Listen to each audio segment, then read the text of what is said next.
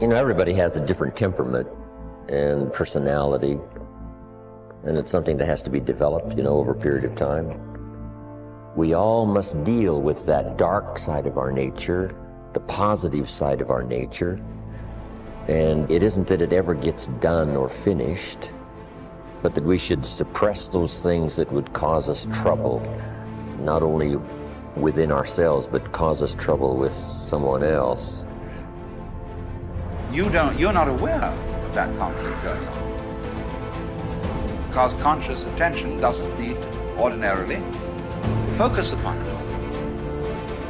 And so you don't get involved, and you're not anxious about what party is winning and what party is losing. They're keeping up a kind of balance.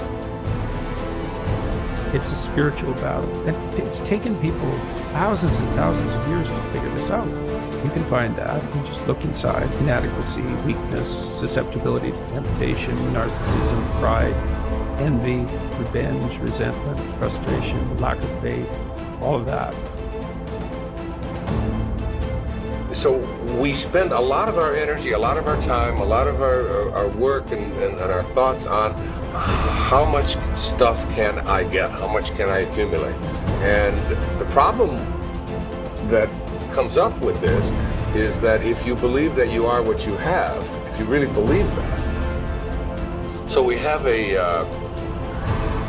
almost like a dilemma. If I am what I have, then when I don't, I'm not. I start to get really terrified. I start to get really scared when I don't have as much stuff as I want to have, or when other people have more stuff. So we spend a lot of our energy comparing ourselves to what other people have. Jump on the positive side of whatever you want. See if you can't help out in this warfare, in this push-shove match. That's the key. That's why the old wise man said, we must learn to love and hate. So underline that. You must learn to love and hate. And the illustration he used was, you must learn to love good and hate evil. But the major key to your and my future, the major key to you and mine being able to put our lives together, to get up and move forward, the major key to creating the next greatest version of ourselves and looking out for our families and improving our lives and our community. The major key is you. It's me. It's all of us.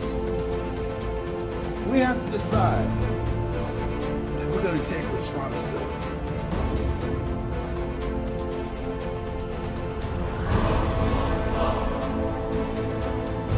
So, what are the opportunities today?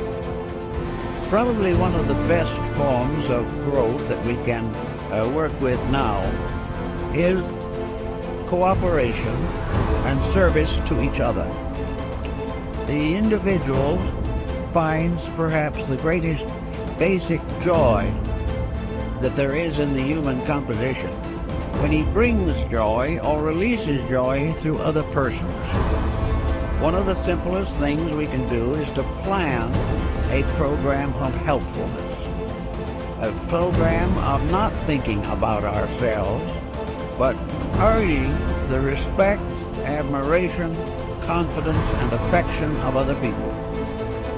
It is something to look back quietly upon a good deed that has brought security to another. And this type of backward looking is probably the most cheerful as possible. So service to others.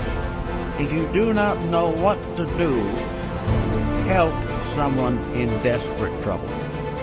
Forget being deprived of a few hours of television or being requested to turn away from some ordinary leisure that you have planned.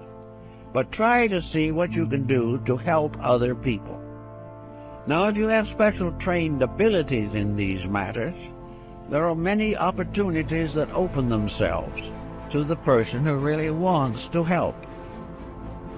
If you have music as a background and have the abilities, find some young people who want music and cannot afford it. And instead of sitting around gossiping or answering phone calls, take these young people and try to educate them or help them in their musical lessons. If you are in business, take young people who need business training. They will not get proper training in school, but they can get it from someone who has been through it and knows what is right and knows what should occur and what should not occur. Everyone can do something, and out of the best they have done themselves, share with another. Then there are things you can do for yourselves. If you are not in a position or do not feel equipped to work with other people, then work with yourselves. Develop those faculties and powers which are not functioning properly today. Look over your own life and see what your mind is doing. Is your mind growing? Or is it just heaping up one prejudice on top of another?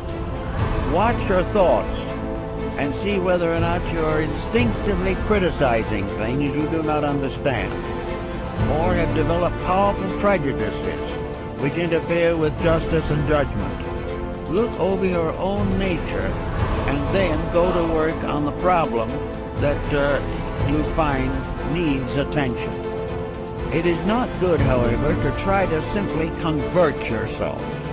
To sit down and say, I shouldn't hold that attitude, is usually not very meaningful. What you really should do if you dislike a certain condition is get into that condition yourself. Move in on it and find out why people think the way they do. Instead of criticizing from some set point within yourself, find out why other people are not more successful in their judgments. I know a number of persons who have simply gone into various walks of life which are not their own in order to find out how other people really live. And it is almost certainly an eye-opener. If you do not wish to go through all this, it then is the best attitude you can have is to believe firmly that every individual is doing the best he can for what he is. And it is always important to try to estimate what he is and help him to become better.